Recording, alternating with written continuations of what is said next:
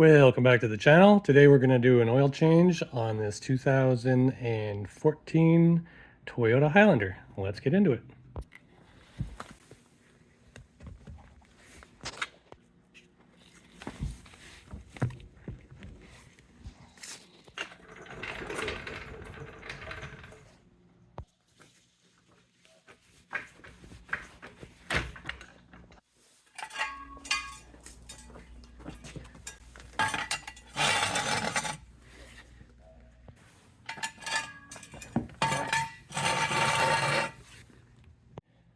What I like to do is remove or at least loosen the oil filler cap to aid in draining so there's no vacuum. So I'll just leave it like that.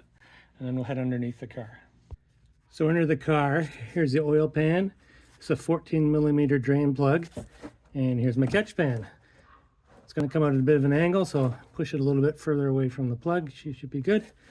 And take your 14mm ratchet and socket and remove that plug. With any luck, it'll come out nice and easy. There she goes. Now while that's draining, I'm going to go to the bench and find a good replacement crush washer for that plug. Let's go to the bench. All right, got an appropriate crush washer for that. Let's go back underneath the car, see if we're done draining, and then put this plug back in. Just about finished draining, but while it does finish, I'm going to go ahead and remove the filter using this guy here. I forget what size this is, you'll have to look it up. But anyways, you want to put that on there, and then you put a big socket on it or put a 3/8 drive in the middle and undo this and pull it out. And I have to do that off camera because I only have two hands. Okay, that's been loosened to the point where I can take it off by hand. So just unscrew that. Make sure your catch pan is underneath because there's going to be some oil coming out. Like that. Try your best to drain as much oil off that as you can, and then we'll go back over the bench to replace the gaskets on that. Okay, here's the housing over on the bench. You can see there's a O-ring here that needs replacing, and then the filter element inside just pulls out like that, and that's discarded. The O-rings for the outside. So just use a pick of some sort and remove this black rubber ring. Take your new ring from the packaging and install it over the housing so that it goes in the position where the old one was. Now take your new filter element, install that in the housing. It'll snap down really well and be spring loaded like that. Some of you familiar with the process may have noticed that I could have removed the drain plug from here rather than the whole housing at once. I didn't do that because I didn't feel it was necessary.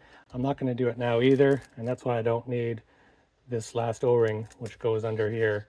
I haven't removed it. The seal should still be good, so I'm not going to replace it. Let's go back to the car and install this. The oil pan appears to have finished draining, so what I want to do is just give the area a wipe down to remove any last dirt. Make sure the grommet from the plug isn't still stuck there, which shouldn't be. And then let's go ahead and reinsert the drain plug. And then let's torque that to spec, which I believe is 29 foot-pounds. So grab your torque wrench and tighten that up. There you can see you've got the torque wrench on it, and tighten it till you hear a click. Which is that. It's not going to take much. All right, let's get the canister back in there. Make sure that's in there. Yeah. You don't want to cross-thread this, obviously. There we go. It's coming in pretty nice. And then again, we want to make sure that's torqued up properly.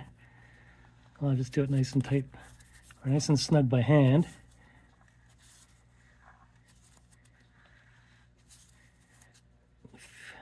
Feels like it's bottomed out there, so I'm going to grab the torque wrench and tighten that up.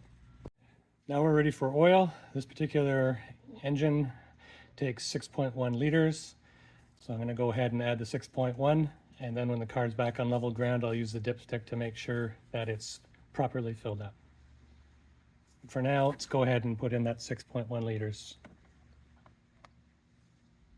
All right, oil's in, cap's back on. Now what we want to do is start the car up and check for leaks. All right, engine's running, back under the car. Looking closely at the drain plug.